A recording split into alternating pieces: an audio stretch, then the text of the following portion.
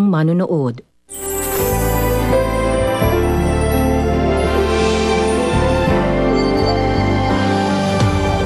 Tatanggol mo si Sandra. Sarili mo nga anak, hindi mo makita. Ano? Tutulungan niyo ako?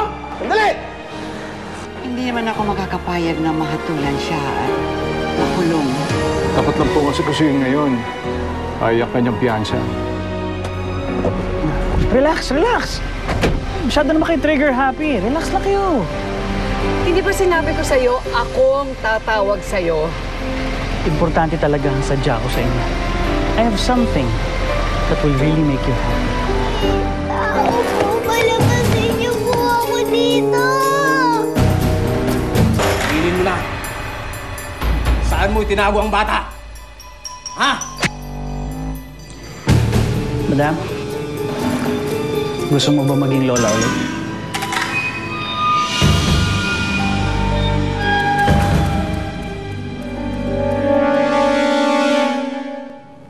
Hindi ba kayo natutuwa sa surprise ko sa inyo? Desmond, anong kalokohan ito, ha? Ba't nandito yung batang yan? Ano? Wala ka ng pera? Ha? Sobra ng pagkadesperado mo? Nauwi ka na sa kidnapping, ganun ba? Desmond, hindi kaya magbayad ng ransom ng mga pobre mga magulang niya. Madam, relax. You're missing the point. Hindi ko naman kinuha to para ipatubos sa kanila eh. This is my gift to you.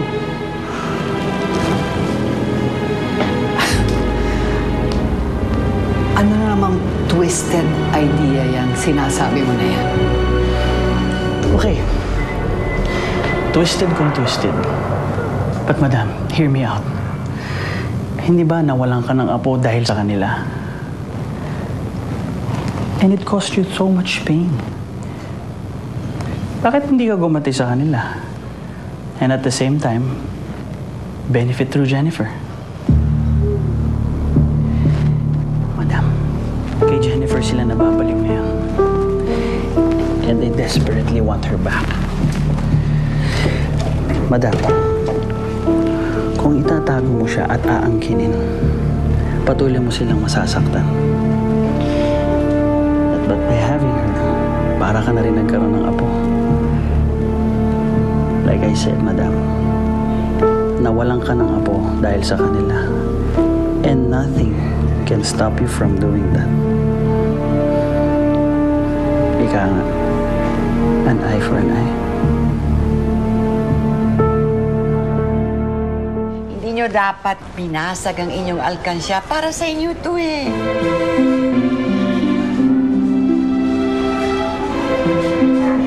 Dito lang po kasi si Jennifer. Yun din pong gagawin niya. Gusto po namin tulungan ng mami Jennifer. Lola, magkano po ba ang piyansa? Kasya po ba yan?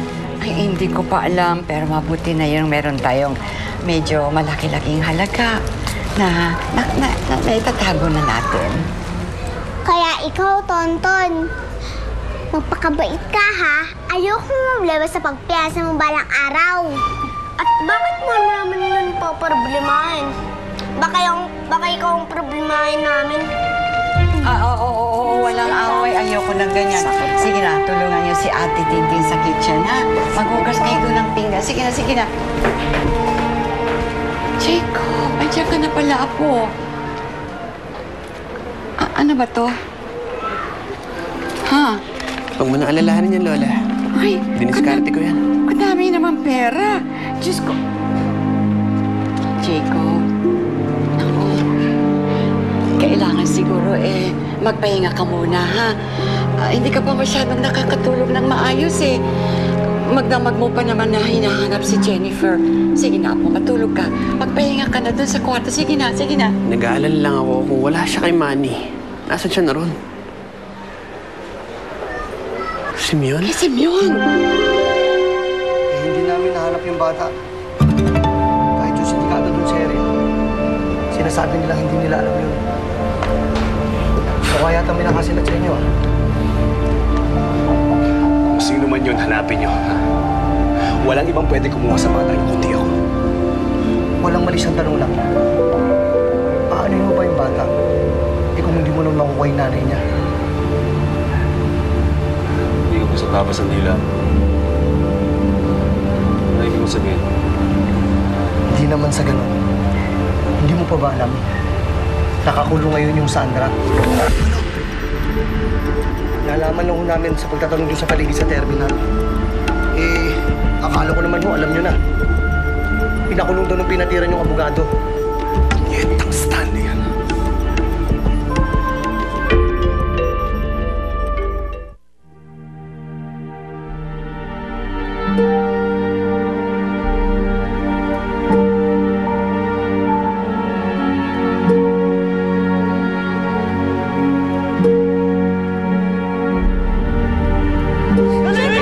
Hintayin mo si Jennifer dito. Ikaw na mag-uwi sa kanya. Huwag kang aalis. Ikaw ganunin mo sa nakuha. Ano bang gusto mo? Ano bang kailangan mo sa amin, Simeon? Tayong dalawa ni Mosese. Kapay ko, Jacob. Alam mo kung nasaan ang anak ko?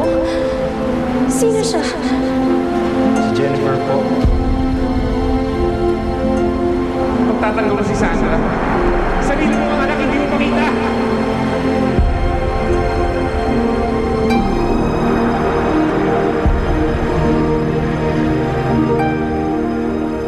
Si 7 months na yung